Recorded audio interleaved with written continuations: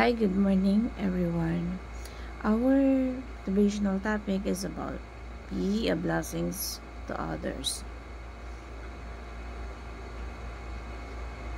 Sa lahat, sa bawat isa sa atin, kapag pinagpapala tayo, iniisip natin na sa atin na talaga yon, na pag-aari natin yan. Pero alam niyo ba na pinagkatiwalaan lang tayo at Diyos ang mga blessings na yan dahil alam niya na kailangan natin. Kailangan iniisip natin kung paano natin gagamitin ng tama, kung pa saan natin gagawin, kung paano natin gagastusin. So dapat kapag nakaka-receive tayo ng mga blessings, ay mindset natin dapat kung saan ba natin dapat gamitin yung mga bagay na yun. Kapag pinagpala tayo ng financially, pero mga pinagpala ka, no? Saan ba siya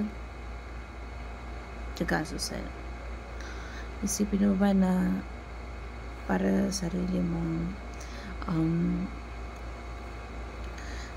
kalayawan or sa mga bagay pa na kailangan mo?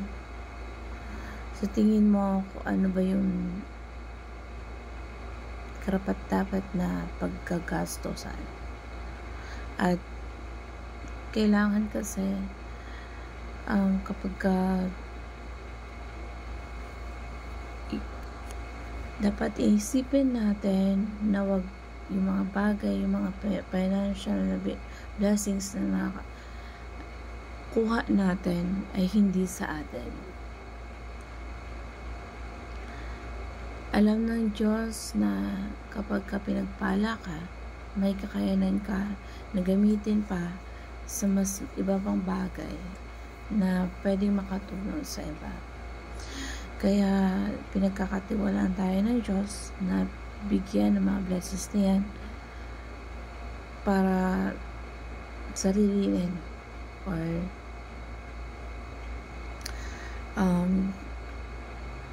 gastusin lang sa pansarili natin, kundi para makatulong sa iba, para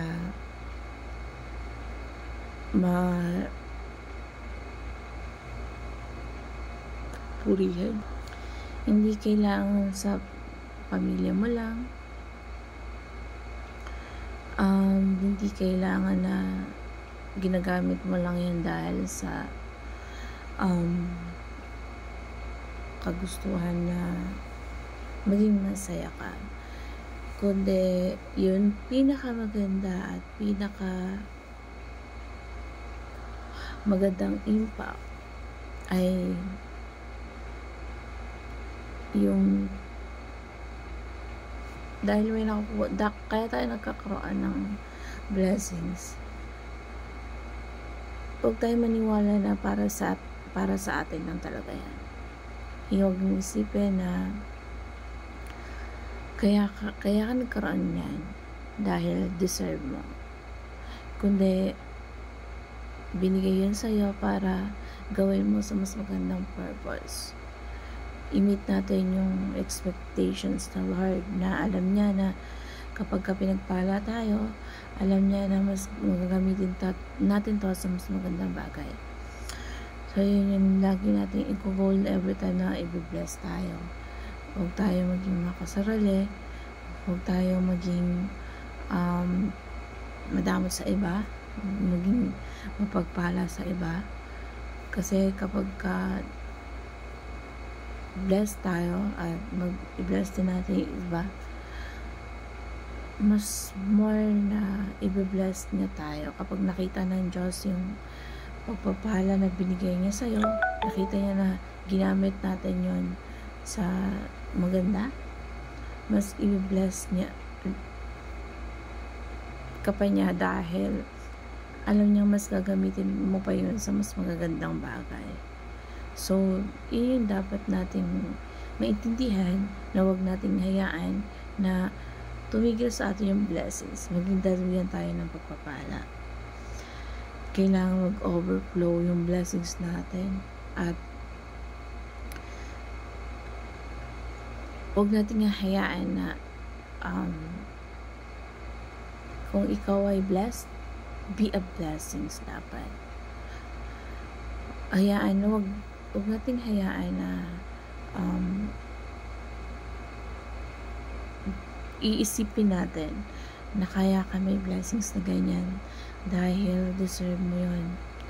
Kundi, bless ka ng Lord para i-bless mo din yung iba. So, yun lang po ang magandang motivations para sa mga blessings na tatanggap natin.